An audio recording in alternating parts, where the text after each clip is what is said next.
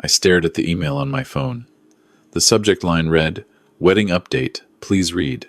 That's how I found out my daughter didn't want me at her own wedding reception. Well, not exactly like that, but close enough to break something inside me I didn't know could still break. Let me back up. My name's Robert, but everyone calls me Rob. I'm 62 years old, been a licensed electrician in Ontario for 40 years. Good work, honest work. The kind that keeps the lights on, literally. I raised my daughter Emma alone after my wife Sarah passed from breast cancer when Emma was only 7. Sarah made me promise 2 things before she died. Take care of our girl, and make sure she never feels like she can't chase her dreams just because she's from a working-class family. I kept those promises. Worked double shifts when Emma wanted to go to university. Took on weekend emergency calls when she needed help with rent during her master's program. Never once asked for a penny back. She was my investment, my pride, my reason for getting up every morning and strapping on those work boots. Emma graduated top of her class from McMaster with a degree in environmental engineering. Smart as a whip, that girl. Got herself a good job at a consulting firm in Toronto. Moved into a nice condo in Liberty Village. I was so proud I could have burst. This is what Sarah and I had worked for, right? Our daughter making something of herself. Then, about 18 months ago, Emma started dating this guy named Harrison Blackwood. Even his name sounded expensive. Came from old money in Vancouver. Family owned a chain of luxury car dealerships across BC and Alberta. He'd moved to Toronto for some executive position at a tech company his family had invested in. 28 years old and already wearing suits that probably cost more than my monthly mortgage. When Emma first brought him to my house in Mississauga for dinner, I'll admit I was nervous. My place is nothing fancy. 3-bedroom bungalow I bought in 1998. Needs a new roof. Got that worn-in look of a house that's been lived in and loved, but never quite renovated. I made my signature spaghetti and meatballs, set out the good dishes, even bought a bottle of wine instead of my usual beer. Harrison seemed nice enough that first night. Shook my hand firm, called me sir, complimented my cooking, asked intelligent questions about electrical work, seemed genuinely interested when I talked about rewiring heritage homes. Emma was glowing, happier than I'd seen her since before Sarah died. That's all that mattered to me. 6 months into their relationship, Harrison proposed. Took her to Banff, got down on one knee at Lake Louise with the mountains behind them.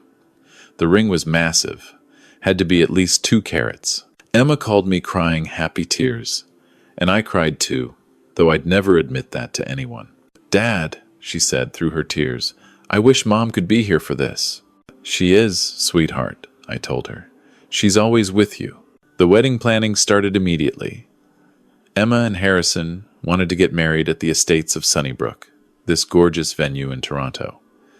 When Emma told me the cost, I nearly choked on my coffee. $65,000, just for the venue and catering. That wasn't including the dress, the flowers, the photographer, the band, the open bar. "Dad, I know it's expensive," Emma said quickly. "Harrison's parents are paying for most of it. We just need help with the venue deposit and maybe the catering." I looked at my daughter's face. She had her mother's eyes, that same hopeful expression Sarah used to get when she wanted something. "How much are we talking?" I asked. "The deposit is $15,000, and our share of the catering is $22,000. So $37,000 total. I know that's a lot, Dad. Harrison's parents are covering the rest, about $48,000. If it's too much, we understand." "I'll cover it," I said. Didn't even think twice. "Your mother and I always planned to pay for your wedding. Consider it done."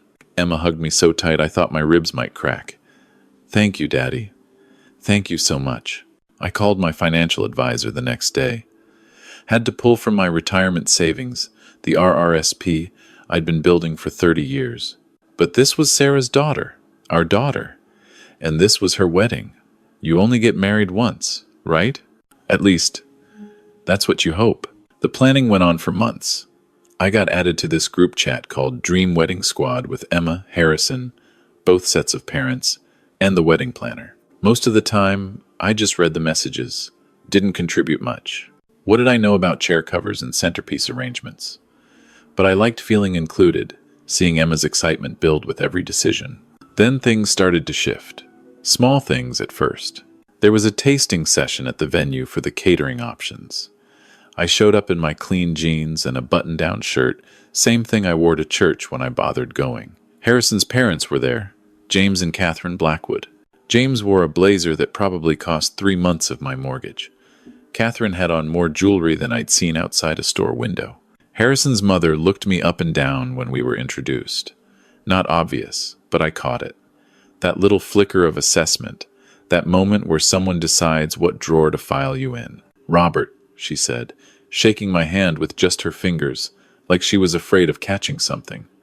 "Harrison speaks so highly of Emma. Such an accomplished young woman." "Thank you. I'm very proud of her." "And you're in construction. Is that right?" "Electrician," I corrected. "Licensed master electrician, actually." "How nice. Blue-collar work is so important." The way she said it, like she was complimenting a child for coloring inside the lines. But I smiled and moved on, not worth making a scene. During the tasting, they discussed wine pairings. Catherine insisted on a specific Okanagan winery, something about a vertical they'd enjoyed at their cottage in Whistler. When the catering manager mentioned the cost was an additional $8,000, I nearly spit out my water. "That's quite a bit more than we discussed," I said. Harrison jumped in. "We'll cover the difference, Robert. Don't worry about it." But Catherine added, "Well, we could go with a cheaper option, but this is a once-in-a-lifetime event. Surely we want the best?" The implication hung there. I wanted to argue, but Emma looked so uncomfortable that I just nodded and took another bite of the salmon option. A few weeks later, Emma called me. "Dad, Harrison wants to talk to you about something. Can we come over?" They showed up that evening. Emma looked nervous, kept twisting her engagement ring. Harrison did most of the talking.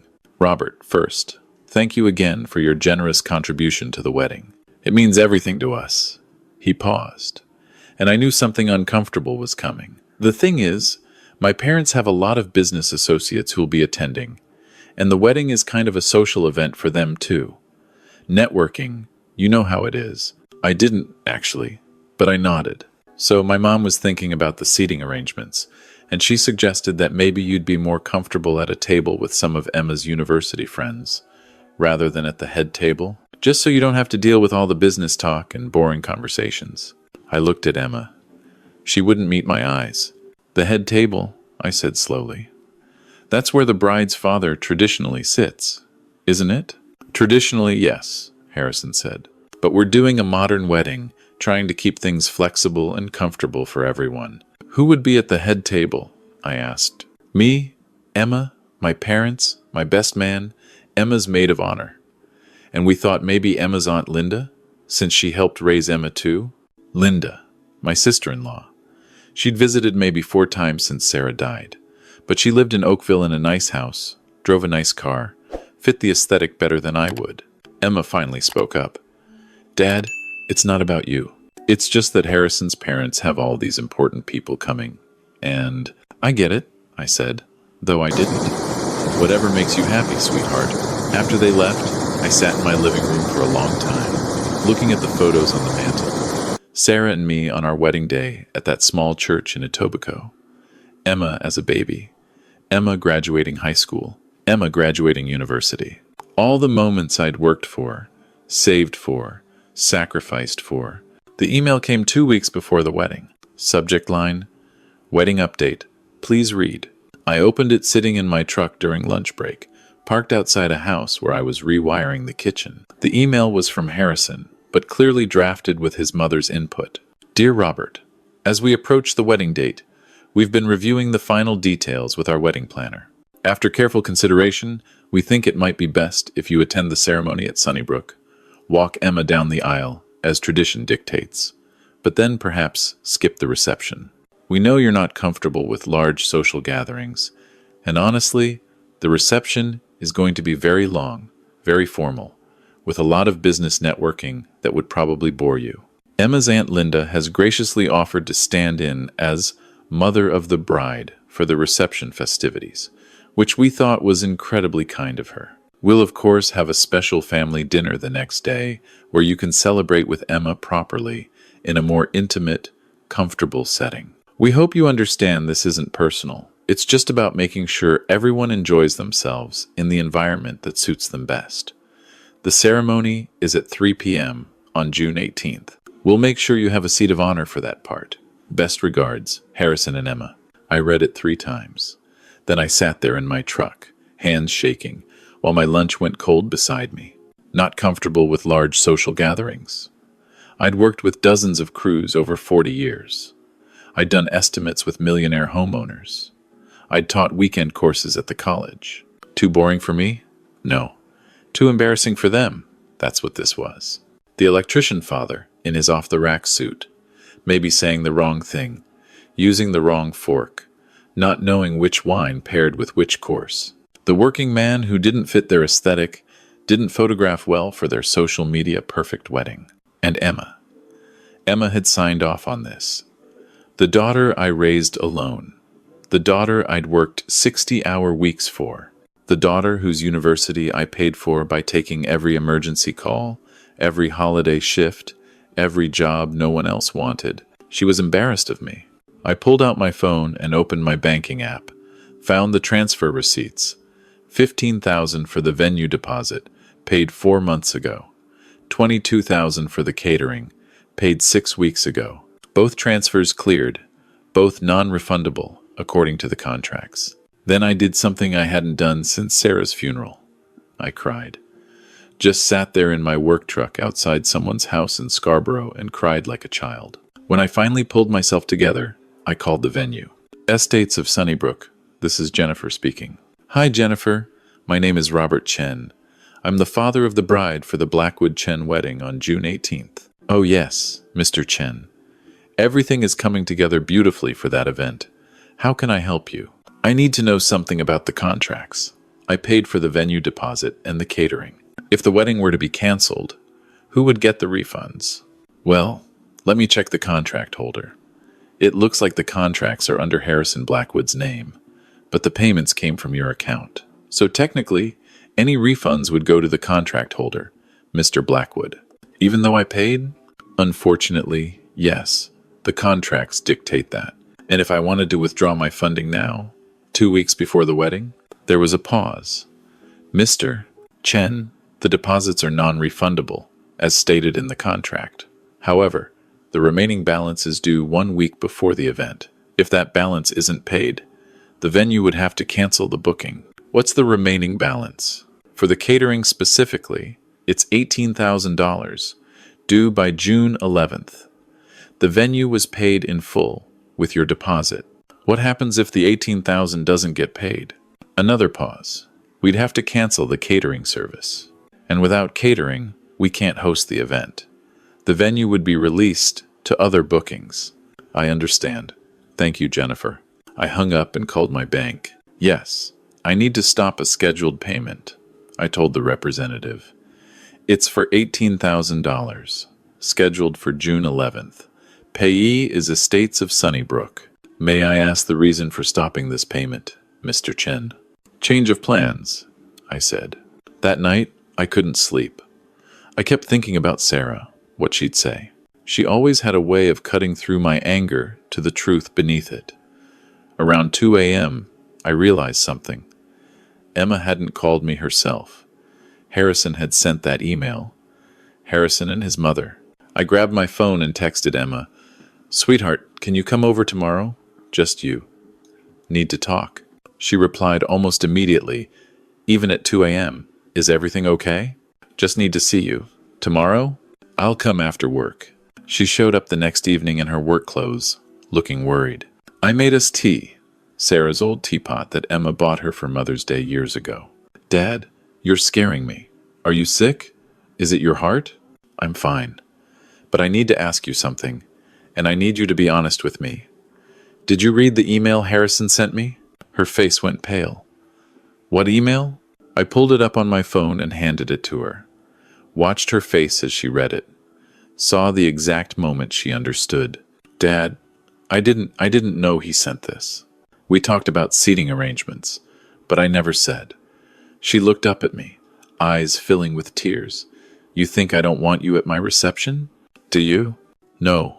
God, no. Dad, Harrison's mother has been. She stopped, seemed to be choosing her words carefully. She's been very involved in the planning. She keeps saying things like the optics and the guest demographic. And I know it sounds terrible, but I've just been trying to keep the peace. When she suggested Aunt Linda at the head table, I should have said no. I should have fought for you. I'm so sorry. Why didn't you? Emma broke down. Really broke down, in a way I hadn't seen since she was a little girl. Because I'm tired, Dad. I'm tired of being caught in the middle. Harrison's family has all this money, all this influence, and I'm just the girl from Mississauga who got lucky. His mother keeps making these little comments about my background, about how I'm fresh and unspoiled by privilege. It sounds like a compliment, but it's not. It's her saying I don't belong. And Harrison? He lets her talk to you like that? He says I'm being sensitive, that his mother means well, that I need to understand this is how people in their world operate. She wiped her eyes. Dad, what if I'm making a mistake? That question hung in the air between us. Do you love him? I asked. I think so. I don't know anymore. I love who he is when we're alone. But when we're with his family, he becomes someone else. Someone who thinks it's okay to uninvite you from your own daughter's wedding reception. I took her hand. Emma, I've paid $37,000 toward this wedding. I don't care about the money. I'd pay 10 times that to see you happy. But I won't pay a dime to watch you marry someone who's ashamed of where you come from, ashamed of who raised you. What are you saying? I'm saying that the remaining payment for the catering is due in 5 days. $18,000. If that payment doesn't go through, there's no wedding. At least not this wedding. Dad, you wouldn't. I absolutely would. But it's your choice, sweetheart. You tell me right now that you want this wedding, that you want this marriage, that you love Harrison enough to spend your life navigating between who you are and who his family wants you to be. And I'll make that payment. I'll sit in whatever corner they put me in.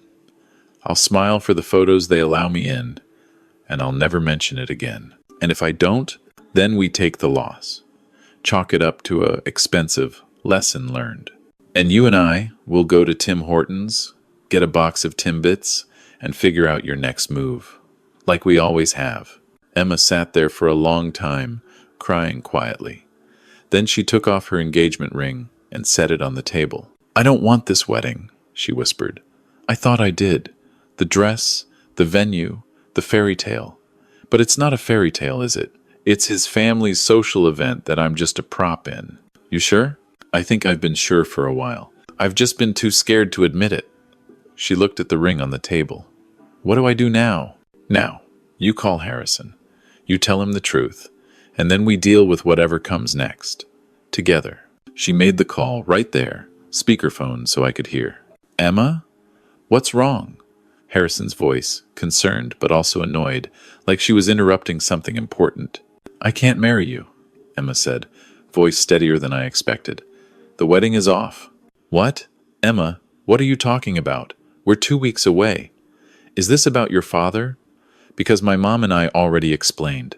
It's about the fact that you sent my father an email uninviting him from our wedding without telling me. It's about the fact that your mother has been criticizing me for months, and you've never once defended me. It's about the fact that when I'm with your family, I feel like I'm playing a part instead of being myself. You're being dramatic. This is pre-wedding jitters. Everyone gets them. No, Harrison. This is me realizing that I'm about to marry someone who thinks my father isn't good enough to sit at our head table. My father, who raised me alone after my mom died, who worked double shifts so I could go to university, who taught me that your worth isn't measured by your bank account or your postal code. Your father is a fine man, Emma, but this is about the reality of my family's social circle. You know this wedding is important for my parents' business. Listen to yourself, Emma interrupted. This is supposed to be our wedding, our day, not a networking opportunity for your parents. You're overreacting. No, I'm finally reacting appropriately. The wedding is off. I'll return the ring tomorrow. Please tell your parents I'm sorry for any inconvenience. She hung up before he could respond. We sat there in silence for a moment, Then Emma started laughing. Not happy laughing, but the kind of laugh that comes when you've been holding everything in for so long that when you finally let go, it all comes out at once. I was about to marry him, she said between laughs and tears. I was actually going to marry him. But you didn't, I reminded her. You chose different. My phone started ringing. Harrison. I declined. It rang again. Harrison's mother. Declined. Then the text started coming. Harrison. Emma, call me back. This is ridiculous. Catherine Blackwood. Mr. Chen, I hope you're satisfied. You've ruined your daughter's happiness. James Blackwood. We need to discuss the financial arrangements immediately. Harrison again. Your father is manipulating you. This is financial abuse. I showed Emma the texts. She took my phone and typed a response to Harrison. My father is the only person in this situation who ever put my happiness first, including me, until now. Please don't contact either of us again. She blocked all of them and handed my phone back. Now what? She asked. Now we call the venue and tell them the wedding is canceled. Now we call your Aunt Linda and tell her she doesn't have to play mother of the bride.